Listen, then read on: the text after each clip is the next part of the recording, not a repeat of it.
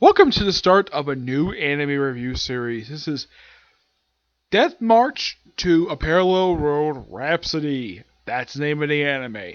This one I'm discussing the first 4 episodes of the series. Like in the case of my last anime I talked about, which was, I think it was Freya was the last one I talked about. It was Death from a Light Novel. Yeah. Actually, no, it wasn't Freya. Because the last one I did was Love Tyrant. This is one I was going to do. I was working on Love Tyrant. And it took me a while, basically. Now, the series itself only adapts the first 3 books. Here's kind of the thing. Now, in the case of the series, I know it starts with the first book. I know it starts there. And the last episode finished out with the third book. Fine. As for where the first book stops, I don't know. Because there's no information online about it. So I assume first 4 episodes. Okay. Now, fun little thing about this series. Now, the main character, Sato, same Sato Pendragon, though he actually was a gamer, he's voiced by Justin Brenner, which makes this the second anime I've seen him in, where it's based upon a light novel series. The last one was a Freya. Yep, because like almost every other anime I've seen this guy in, has generally been based upon manga, though it's the second one I've seen where he voices the lead character. The only series I've seen like this, as a matter of fact, it was the very first anime I ever watched with him in it, and that was My Hero Academia. Yes, the guy. He's famous for voicing Deku. Now, this series only aired just a couple years ago. Yeah, fairly recent series. Yeah. Now this season only lasted for like 12 episodes, and I heard I looked up online, there was an article online that, despite the fact that yes, the season did really well. A lot of people loved it, and there's a big demand for season 2. So much so that, from the article I read, that apparently, in anticipation for adaptation for season 2, the sales for the light novels went up dramatically. I've never heard of a light novel series that actually did that.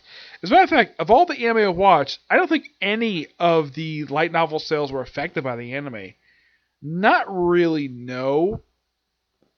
But some I basically bought. In the case of Death March, I was going to download it basically from a website I use and read it online, but for some reason the file wasn't accepted, so I just purchased it. Yep, purchased 3 books. I purchased the first 2 books from Amazon, and I purchased the third book from Barnes & Noble. I have on my shelf right now. Now, Sato himself, his real name is, I'm thinking up here. His real name is Ikiro Suzuki. Yeah, he is 29 years old. Oh, and the light novel series started only 7 years ago, and the books, they've only produced 20 books. And like in the case of another series I've read, and on my smartphone, they only released the first 11, and it's going to be released next month. Excuse me, the main character, I'm going to call him Sato, because that's his character name. He is a game designer. Yes, which makes this the second anime I watched where the lead character is a game designer. Yeah, the last series I watched what was like that was actually a series I watched just last year called Miss Kobayashi's Dragon Maid. Yep, that was the last one that happened. That actually happened, where it was like that. So, the episode starts off basically where he's in his basically he arrives he goes to work on a Sunday. Apparently, he's pulled basically a weekender where he goes to work on the weekends because, and they reveal that the reason why he's doing this is because they had a new guy they had just hired, and then he just quit. So he has to basically do overtime. I recently this week had to do overtime at work at McDonald's. Yes, no joke about that. I really did go overtime. I worked for 40 hours this week. So, pretty much when it comes to... Oh yeah, and he catches the subway, well, basically a train anyways, goes to work, goes to the elevator up, that's to mention the whole thing, and of course he has to work on a game, work on some bugs. You perceive a complaint about game being a little bit too difficult, and he basically counteracts it and says, if the game is too easy, people won't think it's a challenge. He also suggests basically putting a map skill in at the beginning of the game, which a lot of games should have that, by the way, because I have played some games where half the time you play them and you're like, where the heck am I supposed to go? And that should be a prerequisite for any kind of like adventure game.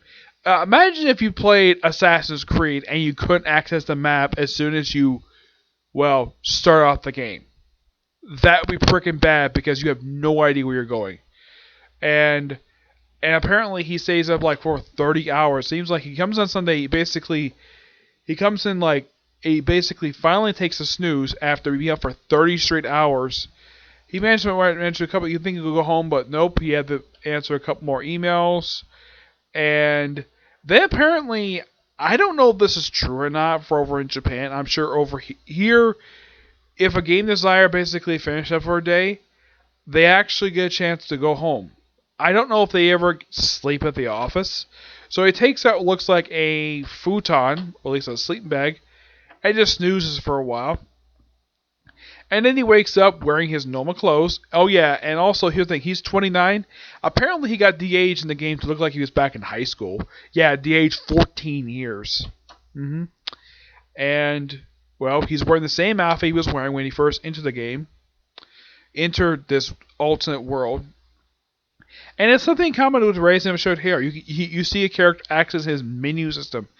Yeah, not this is actually I think the second, third anime I come across where, third one basically where you can access like a menu system. I think the last one was Raising showed here was the last one. I think they did that. So he's a level 1, and of course his name Sato is actually his player name whenever you fix his bugs. And he's there for less than 5 minutes, and then he's attacked by a bunch of lizard men. Yeah, lizard men. I'm like, wow, I haven't heard that term in an anime since I watched Overlord. Yep, but the thing is, the lizard men in that series are actually pretty decent people, and they actually had a good culture. Yeah, they developed over the course of a few episodes in Overlord Season 2. They used to just, a bunch of Groots, and of course he takes them via a meteor shower, which for some reason they refer to as a star shower or whatever. Then he decided to make some camp. He got some items. Apparently, taking out a bunch of these lizard men, all take out this one guy, apparently rose his level to 130 in less than 2 minutes.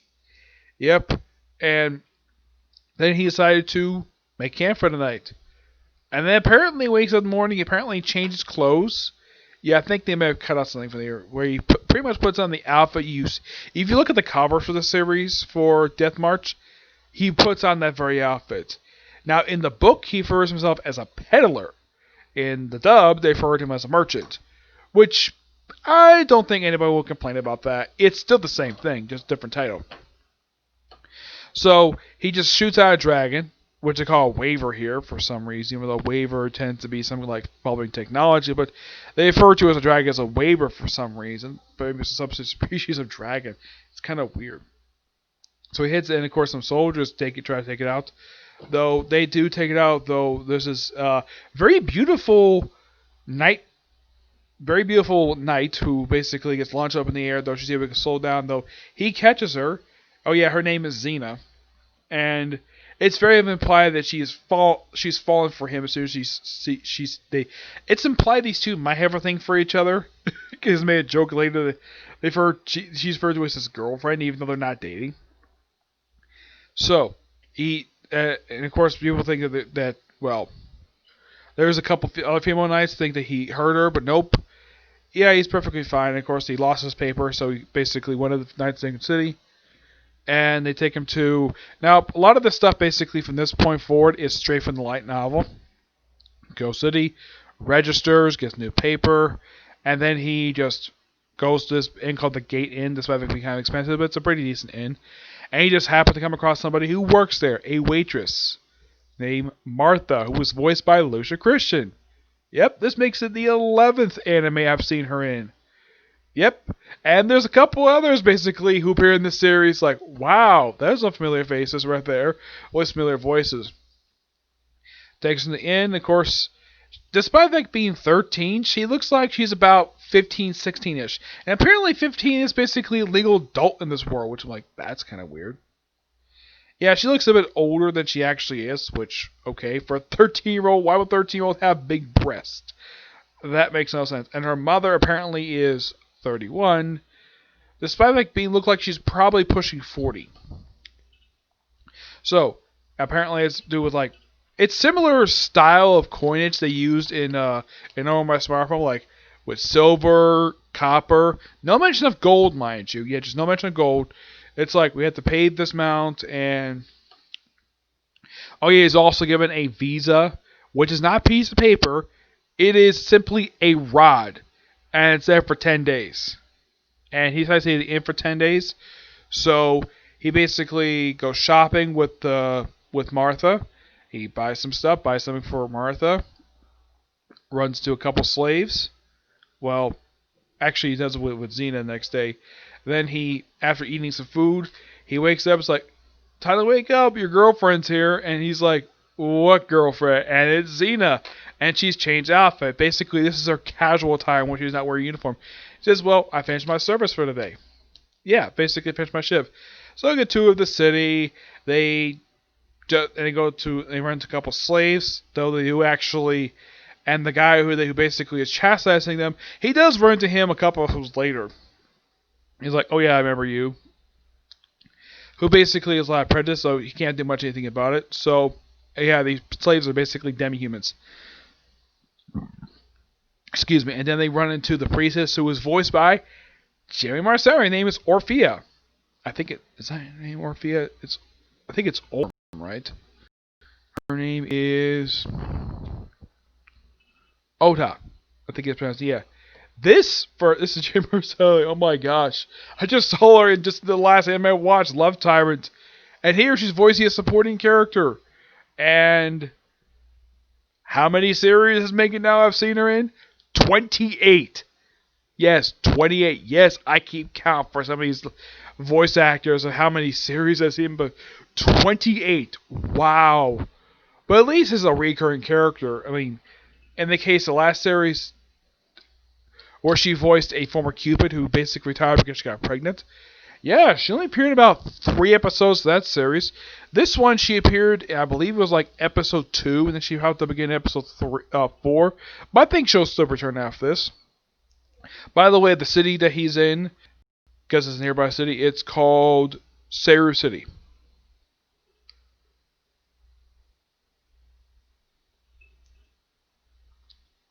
So, and they come across basically this mugging when they're on a carriage with him to stone 3 slaves for absolute reason because they think they're demons, even though they really aren't. So he attempts to lure out the, like, okay, Xena's basically trying to put a life on it. It's like, okay, try to do a very sneaky way. So take out the sewer rats. And he takes them out all really easily. He finds the owner of the slaves, and basically he has them confess to everything, that they're lying. They're a bunch of liars, and they want to use the temple to brainwash them to basically start a revolution against the king. Now, the populace do believe him, but the high priest, basically, who's voiced by J. Michael Turnham, decides to knock him out and put him in the same room with the slaves, so apparently they managed to not remove his bag. So, he gives them all clean clothes, turns around, he gives them all names, and basically it's a lizard girl, a cat girl, and a dog girl, and basically he gives these names, and they love them. The dog girl, her name is Poochie, the cat, his name is Tama, and the lizard girl's, her name is Lisa. And their voice actors are Poochie's voiced by Brittany Corsavi, Margaret McDowell voices Tama, and Brittany Luda basically voices Lisa. Though another voice actress I just watched another series shows up in episode 4. I will get to that.